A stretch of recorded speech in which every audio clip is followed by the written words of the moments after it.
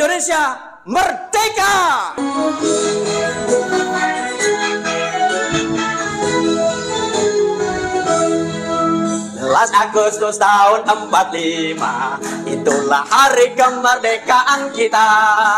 Hari merdeka, nusa dan bangsa, hari lahirnya bangsa Indonesia. Merdeka, sekali merdeka tetap merdeka, selama hayat masih dikandung badan. Kita tetap setia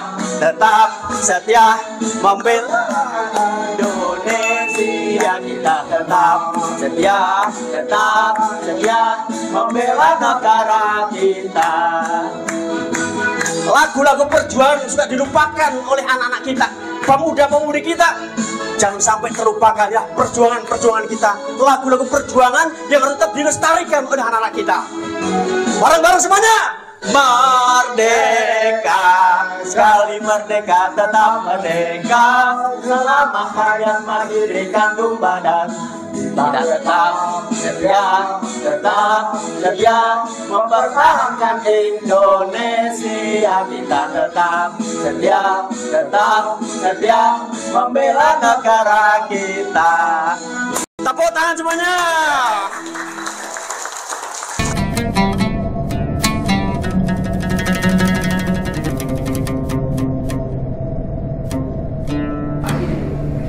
Maaf ada kekurangan dari pabrik. Kalau pabrik masih enak, anggotanya masih muda semua, masih dipek gampang. Kalau veteran boro-boro. Ya, nanti berikan tausiah apa yang telah disampaikan, yang akan disampaikan oleh Bapak Adilan.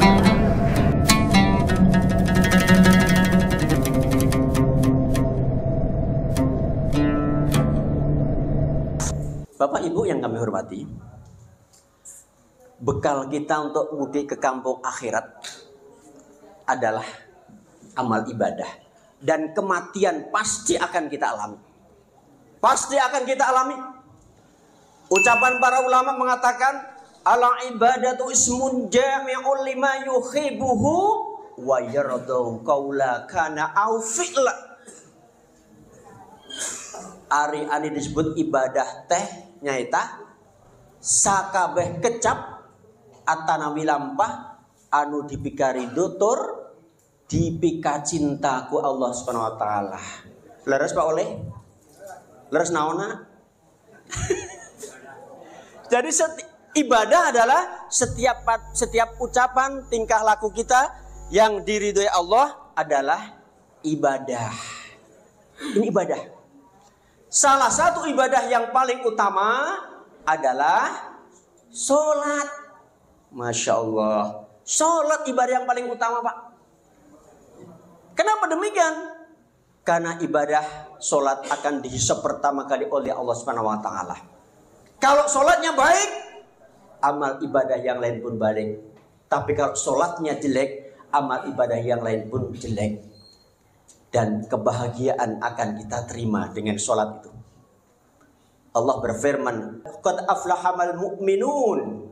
Sesungguhnya beruntunglah orang-orang yang beriman. Yang bagaimana itu? Alladzina hum fi sholatihim khashi'un. Yaitu orang-orang yang kusuk dalam sholatnya. Pak, Ibu, naon teh yang dimaksud kusuk teh? Kusuk adalah memfokuskan suatu ibadah, sholat, melupakan ibadah yang lain. Contoh, dulu waktu kita masih dinas Pak, diperintah Danyon, Praka atau Kopral A menghadap, ucapkan Sabta Marga. Siap, Kopral Oleh, mengucapkan Sabta Marga. Sabta Marga, 1. Kalau Pak Oleh kemudian tidak konsentrasi, ingat rumah can beres, budak taatan sekolah, can ibang, pun bojo masih sare kene, kira-kira kumaha Pak Oleh? Bisa nggak mengucapkan Sabta Marga? Mual bisa. Naon sebabnya? Tidak konsentrasi, tidak khusyuk. Sama dengan sholat. Kalau sholat kita yang khusyuk apa? Lupakan ibadah yang lain, pekerjaan yang lain. Kita khusyuk dalam melaksanakan sholat. Begitu adzan kumandang seperti ini, Apa yang kita lakukan?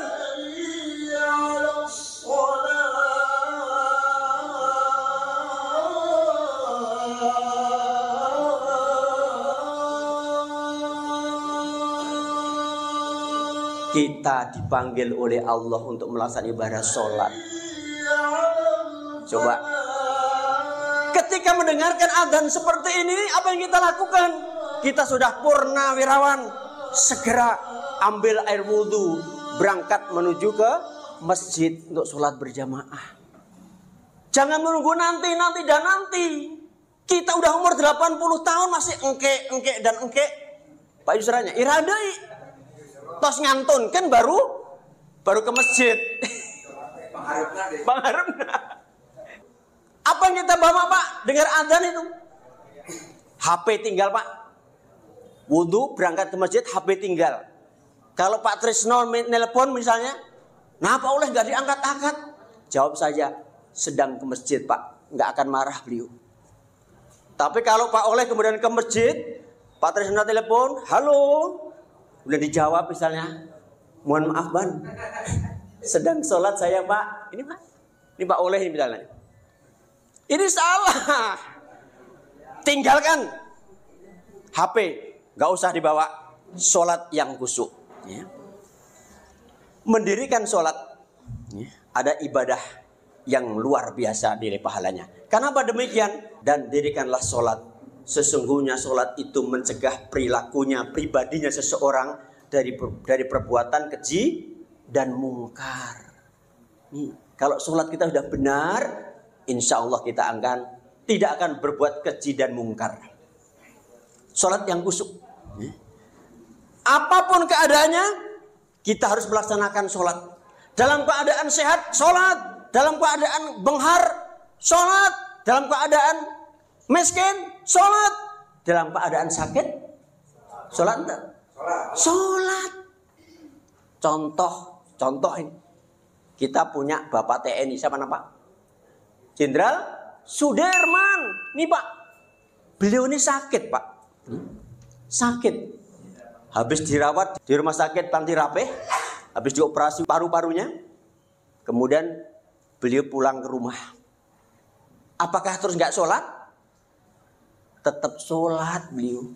Nggak bisa bangun sambil istirahat, sambil di tempat tidur. Beliau tetap melaksanakan sholat. Siapa beliau? Jenderal Sudirman. Seorang jenderal Pak. Dalam keadaan sakit tetap melaksanakan sholat. Koma orang Pak. Kalau kita sakit tetap sholat Pak. Harus. Apalagi udah seumur kita. Di atas 60 ini.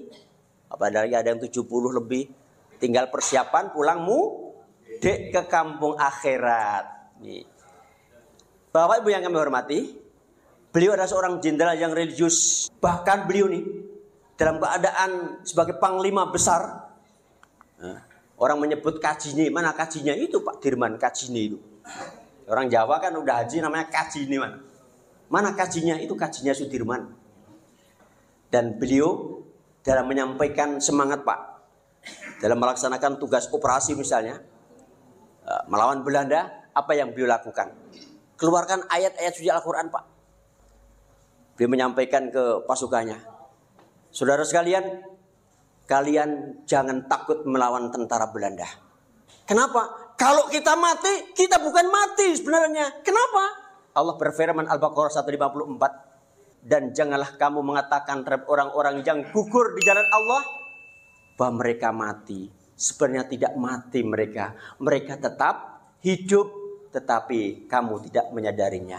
Ini yang digunakan oleh Jenderal Sudirman untuk memberikan semangat dalam melawan tentara Belanda. Jenderal Sudirman Pak. Luar biasa. Karena itu beliau seorang jenderal. Dan ketika beliau terkepung di Gunung Wilis, perlu diketahui sekalian, ketika beliau dalam keadaan sakit, kemudian Magua dibom tentara Belanda, beliau bangun dari tempat tidur, seolah-olah punya kekuatan gaib. Dalam keadaan sakit, berangkat menuju ke gedung agung, menghadap siapa Pak? Presiden Soekarno. Menghadap presiden, ada apa Dik? mohon izin kami untuk keluar dari Jogja. Mau ngapain, Dek? Izin gerilya.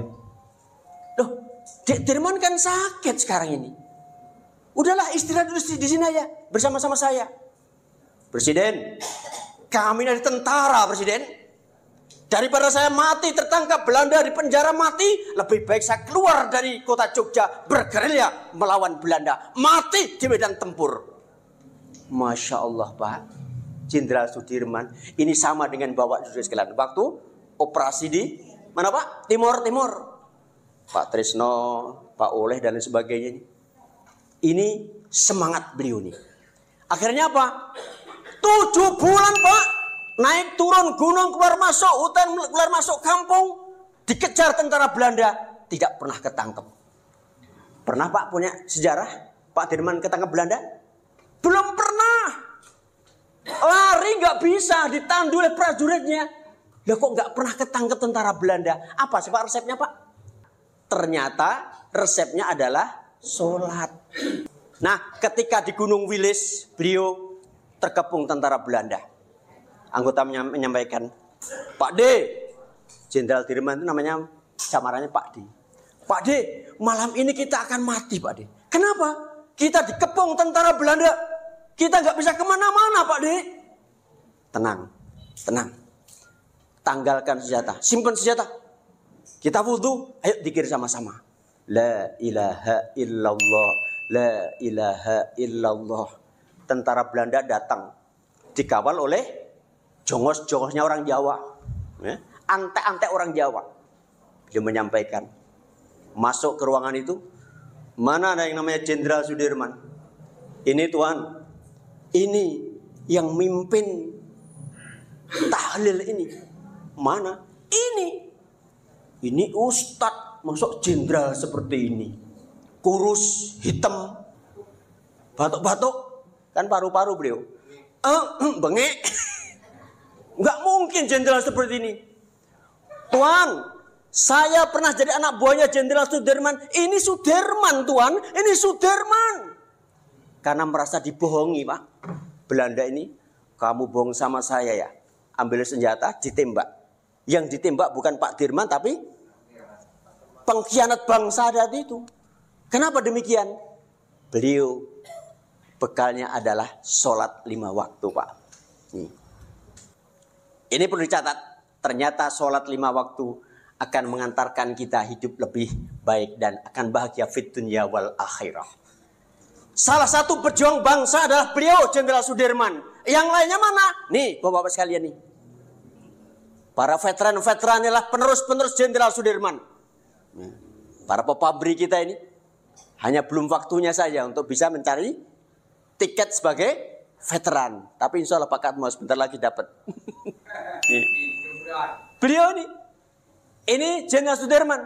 Dan kita sebagai penerus bangsa harus bersyukur. Kenapa? Indonesia merdeka. Kapan, Pak? 17 Agustus tahun 45 bertepatan dengan 9 Ramadan, Pak. Kita merdeka bulan Ramadan, berkah dari Allah Subhanahu wa taala. Kita bersyukur, Pak. Bulan Ramadan sebagai umat Islam kita harus bangga dan bersyukur karena disitulah Allah memberikan keberkahan kepada kita. Indonesia merdeka!